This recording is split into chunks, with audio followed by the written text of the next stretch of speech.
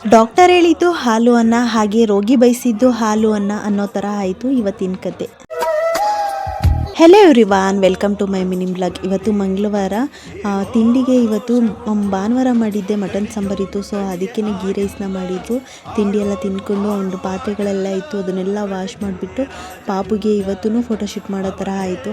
Doctor ಹೇಳಿದ್ದು ಹಾಲು ಅನ್ನ ಆ್ಯಂಡ್ ರೋಗಿ ಬಯಸಿದ್ದು ಹಾಲು ಅನ್ನೋ ಥರ ಆಯಿತು ಇವತ್ತಿನ ಕತೆ. ಏನಕ್ಕೆ ಅಂತಂದರೆ ನಾನು ಲಾಸ್ಟ್ ಬ್ಲಾಗಲ್ಲೇ ಹೇಳಿದ್ದೆ ನನಗೆ ಬೇರೆ ಥೀಮಲ್ಲಿ ಮಾಡೋ ಐಡಿಯಾ ಇತ್ತು ಅಂತ ಅಂದ್ಬಿಟ್ಟು. ಅದು ಇದೇನೆ, ತುಂಬ ದಿನದಿಂದ ನಾನು ಈ ಥೀಮಲ್ಲಿ ಮಾಡಬೇಕು ಅಂತ ಅಂದ್ಬಿಟ್ಟು ನನಗೆ ರಾಗಿದು ಮತ್ತು ಭತ್ತದ್ದು ಇವೆಲ್ಲ ಬೇಕು ಅಂತ ಹೇಳ್ಕೊಂಡಿದ್ದೆ. ಅವ್ರು ತಂದ್ಕೊಡೋ ಸ್ವಲ್ಪ ಡಿಲೇ ಆಗಿತ್ತು ಅಷ್ಟೇ. ನೋಡಿದ್ರೆ ಅವತ್ತು ಮಂಗಳವಾರ ಅಲ್ವಾ, ರೈತರ ದಿನಾಚರಣೆ ಇತ್ತು, ಅವತ್ತೇ ತೊಗೊಂಡು ಬಂದು ಕೊಟ್ಟರು. ಸೊ ಎರಡಕ್ಕೂ ಇದು ಚೆನ್ನಾಗಿ ಮ್ಯಾಚ್ ಆಯಿತು. ಅವತ್ತೂ ನಾನು ಮತ್ತೆ ರೈತ ಥೀಮಲ್ಲೇ ಫೋಟೋಶೂಟ್ನ ಮಾಡಿದೆ. ಹೇಗೆ ಕಾಣಿಸ್ತಿದ್ದಾರೆ ನಮ್ಮನೆ ಪುಟ್ಟ ಯಜಮಾನ್ರು, ಮೀನ್ಸ್ ಒಬ್ಬ ರೈತ. ನನಗೆ ತುಂಬಾ ಇಷ್ಟ ಈ ಥೀಮಲ್ಲಿ ಮಾಡಬೇಕು ಅಂತ ನಾನು ತುಂಬ ತಿಂಗಳಿಂದ ಆಸೆ ಇಟ್ಕೊಂಡಿದ್ದೆ. ಸೊ ಫೈನಲಿ ಈ ಥೀಮಲ್ಲಿ ಮಾಡಿದ್ದಾಯಿತು. ನಾನು ರೈತನ ಮಗಳಾಗಿ ಆ್ಯಂಡ್ ಮೊಮ್ಮಗಳಾಗಿ ಈ ಥೀಮಲ್ಲಿ ಮಾಡಿಲ್ಲ ಅಂತಂದರೆ ನನಗೆ ಸಮಾಧಾನವೇ ಇರಲಿಲ್ಲ.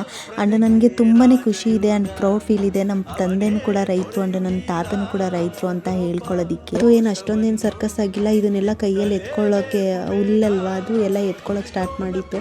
ಅದಕ್ಕೆಲ್ಲ ಹೆಂಗಾರು ಇಟ್ಕೊಳ್ಳಿ ಅಂತ ಅಂದ್ಬಿಟ್ಟು ಬಿಟ್ಬಿಟ್ವಿ ನಾವು. ಅದೇ ಆಟ ಆಡ್ಕೊಂಡಿತ್ತು. ಅದಾದರೆ ನಾನು ಲಾಸ್ಟ್ ವ್ಲಾಗಲ್ಲಾದರೆ ಮೋಟಾರ್ ಬೈಕ್ ಮಾಡಿದ್ನಲ್ವ, ಪಾತ್ರೆಗಳು ಎತ್ಕೊಂಡ್ಬಿಟ್ರೆ ಅದು ಬೈಕ್ ಥರ ಕಾಣಿಸೋದೇ ಇಲ್ಲ.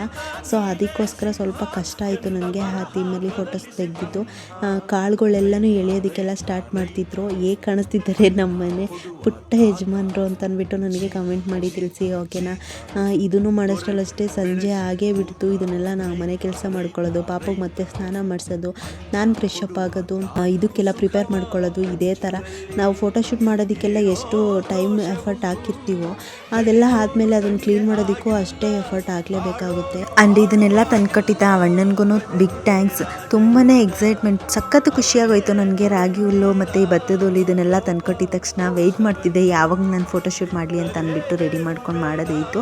ಆ್ಯಂಡ್ ರೈತರ ದಿನಾಚರಣೆ ದಿನವೇ ತಂದ್ಕೊಟ್ಟಿದ್ದು ಇನ್ನೂ ಡಬಲ್ ಖುಷಿ ಆಯಿತು ನನಗೆ. ಥ್ಯಾಂಕ್ ಯು ಸೋ ಮಚ್ ಅಣ್ಣ. ಇವತ್ತಿನ ಕತೆ ಈ ರೀತಿ ಇತ್ತು. ಆ್ಯಂಡ್ ಇಷ್ಟಾದಮೇಲೆ ನಾನು ನೆಕ್ಸ್ಟ್ ವೀಡಿಯೋಸ್ನ ಕಂಟಿನ್ಯೂ ಮಾಡೋಕ್ಕಾಗಿಲ್ಲ. ಅಡುಗೆ ಮಾಡೋದು ಮತ್ತು ಪಾಪುಗೆ ಸೆರ್ಲಕ್ ಮಾಡ್ಕೊಳ್ಳೋದು ಅದು ಕೂಡ ಖಾಲಿಯಾಗಿಟ್ಟು ನಾನು ಅಗೇನ್ ಮತ್ತೆ ಸೆರ್ಲಕ್ನ ಮಾಡ್ಕೊಂಡಿದ್ದೀನಿ. ಆ ವೀಡಿಯೋಸ್ ಎಲ್ಲ ನೆಕ್ಸ್ಟ್ ವ್ಲಾಗಲ್ಲಿ ಬರುತ್ತೆ. ವಿಡಿಯೋ ಇಷ್ಟ ಆದರೆ ಲೈಕ್ ಮಾಡಿ, ಹಾಗೆ ಫಾಲೋ ಮಾಡಿ. Thank you all.